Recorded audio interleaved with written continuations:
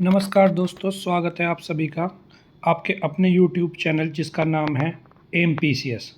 दोस्तों, आज हम डिस्कस करने जा रहे हैं आज के जनसत्ता न्यूज़पेपर के संपादकीय लेख का, जिसमें राइटर ने तालिबान के प्रति जो वर्तमान में देशों का बदलता रुख है उसके प्रति अपने जो भी विचार हैं वो प्रस्तुत किए हैं।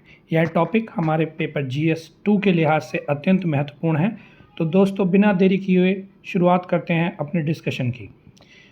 तो इससे पहले हम डिस्कशन को स्टार्ट करें, सबसे पहले हमारे लिए यह महत्वपूर्ण होगा कि हम जो अफ़गानिस्तान है, जहां वर्तमान तालिबान शासन कर रहा है वर्तमान में, उसकी लोकेशन देख लें। देखिए, ये अफ़गानिस्तान आपको दिख रहा होगा मैप में, और यहाँ भारत भी दिख रहा होगा, भारत के बराबर में पाकिस्तान। और उसके बाद अगर अफ़गानिस्तान के पूर्व की हम बात करें तो यहाँ चीन है, और पश्चिम में हम बात करें अफ़गानिस्तान के तो ईरान, तुर्कमेनिस्तान, उज़्बेकिस्तान, ये देश लगे हुए हैं। तो दोस्तों, शुरुआत करते हैं अपने डिस्कशन की। देखिए, हाल ही में क्या हुआ कि जो तालिबान के महत्वपूर्ण नेता थे जिनका नाम है सिराजुद्दीन हक्कानी, उन्होंने क्या किया कि अपने शिष्टमंडल के साथ UAE की यात्रा की। और यह यात्रा गुपचुप नहीं थी, यह पूरी तरह से प्लान्ड ट्रिप थी। किसकी? तालिबान के जो महत्वपूर्ण नेता हैं सिराजुद्दीन हक्कानी की, अपने शिष्टमंडल के साथ UAE की यात्रा इन्होंने की। यहाँ यह उल्लेख करना अनिवार्य होगा कि जो सिराजुद्दीन हक्कानी हैं, इनको संयुक्त राज्य अमेरिका आतंकवादी मानता है, और पूर्व में अमेरिका के द्वारा $1 करोड़ का इनाम भी इनकी जानकारी देने पर, इस व्यक्ति की जानकारी देने पर घोषित किया गया था। तो अभी देखिए हो क्या रहा है कि UAE ने भी अफ़गानिस्तान में पुनर्निर्माण के लिए सिराजुद्दीन हक्कानी को सहयोग का भरोसा दिया है। वर्तमान में UAE जो है, अरब जगत में अमेरिका का महत्वपूर्ण आर्थिक साझेदार होने के साथ ही सामरिक साझेदार भी है। अमेरिका भी तालिबान के सहयोग पर अब विचार करने के लिए विवश हो गया है। और अमेरिका का जो ये बदलता रुख है, इसमें कहीं ना कहीं भारत की भी भूमिका है, क्योंकि अमेरिका और भारत एशिया प्रशांत क्षेत्र में दोनों ही महत्वपूर्ण सहयोगी हैं। अब ऐसा हुआ क्यों है? क्योंकि इसके साथ सबसे बड़ा कारण जो देखा जा रहा है भू राजनीतिक परिदृश्य में, कि अफ़गानिस्तान के साथ जहां की वर्तमान में तालिबान शासन संचालित कर रहा है, अफ़गानिस्तान के साथ चीन के आर्थिक और सुरक्षा संबंधी हित काफ़ी व्यापक मात्रा में जुड़े हुए हैं। इसीलिए चीन के साथ बगैर इस बात की परवाह किए हुए कि वहाँ एक अलोकतांत्रिक सरकार शासन कर रही है, उसके बावजूद भी चीन अफ़गानिस्तान के साथ अपने संबंधों को बढ़ाने में लगा हुआ है। अब अमेरिका का जो तालिबान के प्रति कठोर रवैया है, ये भी एक कारण है कि जो चीन को अफ़गानिस्तान में मजबूत कर रहा है। अब चीन का अफ़गानिस्तान में बढ़ता प्रभाव, इसको नियंत्रित करने के लिए अमेरिका, यूरोप और भारत भी तालिबान के साथ सहयोग बढ़ाने को विवश हो चुके हैं। ठीक है, तो ये वर्तमान में हमने देखा कि जो तालिबान के एक लीडर हैं सिराजुद्दीन हक्कानी, उन्होंने UAE की अपने शिष्टमंडल के साथ यात्रा की। साथ ही UAE ने भी क्या किया, उन्हें ये वादा किया कि वो अफ़गानिस्तान के पुनर्निर्माण में भरोसा करेंगे, सही भरोसा दिया और सहयोग करने का। दूसरी तरफ चीन क्या कर रहा है कि अफ़गानिस्तान में निवेश कर रहा है और अपने संबंधों को तालिबान के साथ मजबूत कर रहा है। अफ़गानिस्तान की भू राजनीतिक स्थिति को देखते हुए अन्य देश भी विवश हो चुके हैं कि अब भले ही वहाँ तालिबान का शासन हो, लेकिन वह भी तालिबान के साथ संबंधों को मजबूत करके अपने जो राष्ट्रीय हित हैं उनको साधने का प्रयास किया जाए। देखिए, अंतर्राष्ट्रीय राजनीति में भी ना तो कोई परमानेंट दोस्त होता है और ना ही कोई परमानेंट शत्रु होता है। इसीलिए इस सबसे पहली जो प्राथमिकता दी जाती है, किसको दी जाती है? राष्ट्रीय हितों को दी जाती है। अगर मान लीजिए अमेरिका, यूरोप व भारत जैसे देश केवल इसी बात को आधार बनाकर कि वहाँ तालिबान जो है शासन का संचालन कर रहा है और मानवाधिकारों का वहाँ उल्लंघन हो रहा है, वहाँ अपने संबंधों को प्रगाढ़ नहीं करते हैं, तो इसका फ़ायदा चीन उठा सकता है, जो कि वर्तमान में चीन की प्रवृत्ति देखी भी गई है।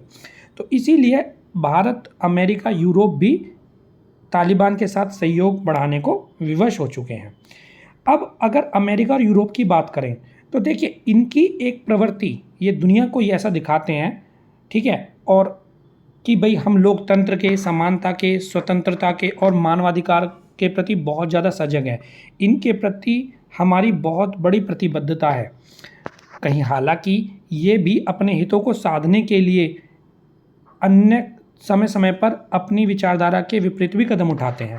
तो अब ये देखा जा रहा है कि तालिबान तो इन पैमानों पर दूर दूर तक कहीं नज़र नहीं आता, ना ही खरा उतरता है। तब भी अमेरिका और यूरोप भी क्यों विवश हैं? क्योंकि चीन का जो बढ़ता प्रभाव है, चीन का बढ़ता प्रभाव कैसे, अब वो देख लेते हैं। देखिए, चीन की जो BRI परियोजना है, बेल्ट एंड रोड इनिशिएटिव, इस परियोजना में अफगानिस्तान एक महत्वपूर्ण बिंदु है, क्योंकि अफगानिस्तान, जैसा कि हमने देखा कि मध्य एशिया तक पहुंचने के लिए एक महत्वपूर्ण द्वार का कार्य करेगा। तो चीन की बेल्ट एंड रोड इनिशिएटिव जो परियोजना है, उसमें अफगानिस्तान एक महत्वपूर्ण बिंदु है। और अफगानिस्तान के साथ चीन ने 2016 में इसके मद्देनज़र एक समझौता भी किया था। अफगानिस्तान की अगर हम बात करें तो देखिए, अफगानिस्तान बहुत बड़े मात्रा पर खनिज संसाधनों का वहाँ भंडार है, जीवाश्म ईंधन भी है, वहाँ प्राकृतिक गैस भी पाई जाती है, और अत्याधुनिक तकनीक के लिए जो माइक्रोचिप हैं उनकी भी महत्वपूर्ण भूमिका है। तो ऐसे में जब 2021 में अफगानिस्तान में तालिबान का शासन वहाँ लागू हो गया था, तो बहुत से देशों ने जिसमें कि भारत भी शामिल था, वहाँ से अपने जो कूटनीतिक संबंध थे अफगानिस्तान के, वो समाप्त कर दिए थे। इसका फ़ायदा चीन ने उठाया, वहाँ निवेश किया, और वर्तमान में जो वहाँ के खनिज संसाधन हैं उनका जो दोहन है वो चीनी कंपनियां कर रही हैं। अब देखिए, चीन का जो बढ़ता प्रभाव है उसमें चीन की एक मंशा ये भी है कि वह अफगानिस्तान में एक सैन्य छावनी स्थापित करे, और ये सैन्य छावनी कहाँ होगी? वखान कॉरिडोर के पास। चीन का ऐसा मानना है कि जो तुर्कमेनिस्तान में इस्लामिक आंदोलन है, चीन का ऐसा मानना है कि जो इस्लामिक आंदोलन है तुर्कमेनिस्तान में, उसके प्रभाव को समाप्त कैसे किया जा सकता है? इस सैन्य छावनी की स्थापना करके, जो कि वखान कॉरिडोर के पास होगा। चीन का एक ये भी मानना है कि ये जो वखान कॉरिडोर है, यहीं से उइगुर मुस्लिम इसी कॉरिडोर के माध्यम से सिंजियांग प्रांत में घुसते हैं, ऐसा चीन का मानना है।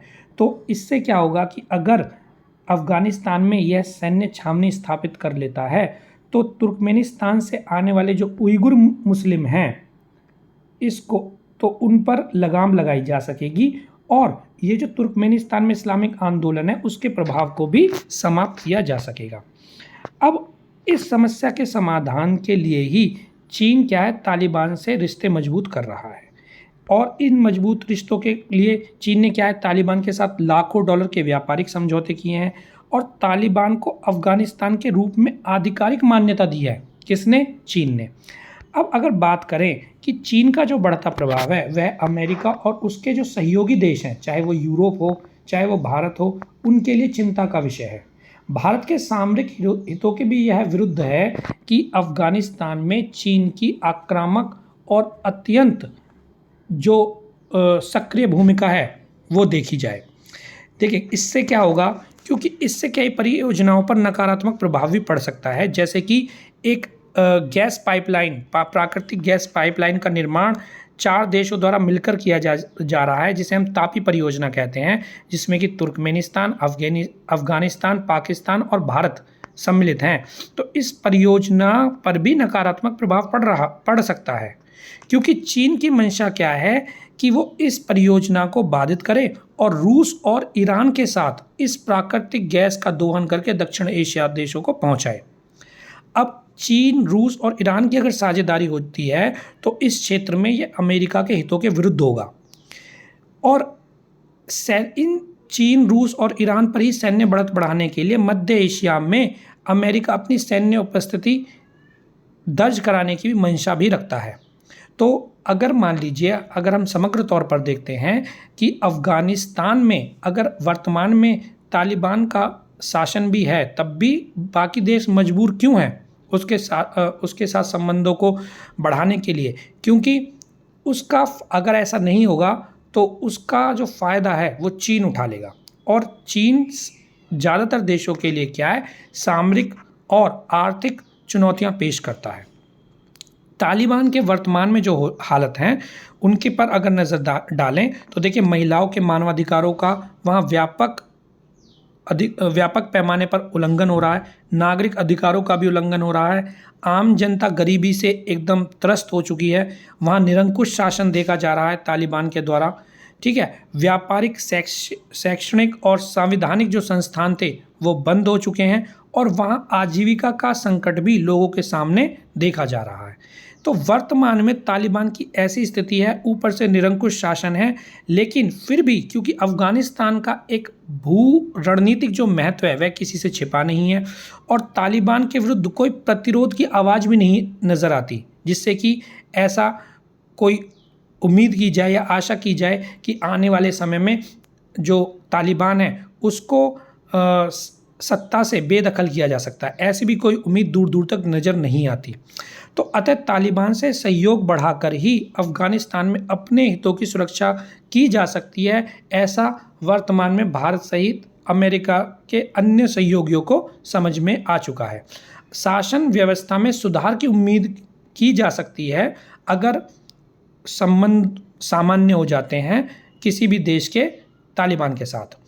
तो भारत के रुख में भी जो नमी आई है, पहले क्या था कि भारत के अफ़गानिस्तान के साथ बहुत प्रगाढ़ रिश्ते थे, परंतु जब 2021 में तालिबान ने अफ़गानिस्तान की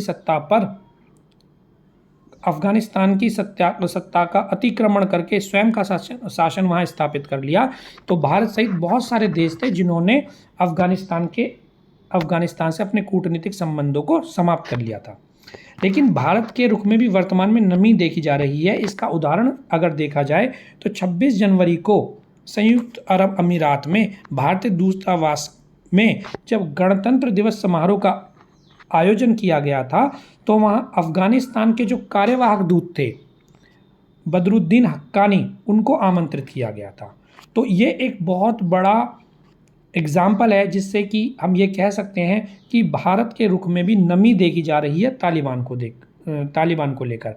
अब देखिए, रूस, ईरान, तुर्की, भारत इत्यादि जितने भी देश हैं वो मानव परियोजनाओं पर कार्य करने के साथ साथ काबुल में जो राजनयिक मिशन थे उनको फिर से खोलकर तालिबान से जुड़ने का प्रयास कर रहे हैं, क्योंकि इसका कारण हम ऊपर ही डिस्कस कर चुके हैं कि एक तरफ चीन का बढ़ता प्रभाव है, दूसरी तरफ अफ़गानिस्तान की महत्वपूर्ण भू राजनीतिक स्थिति है, और तीसरा कारण क्या है कि दूर दूर तक ऐसा कोई विरोधी या प्रतिरोध शक्ति भी नज़र नहीं आती जो अफ़गानिस्तान में तालिबान को सत्ता से बेदखल कर सके।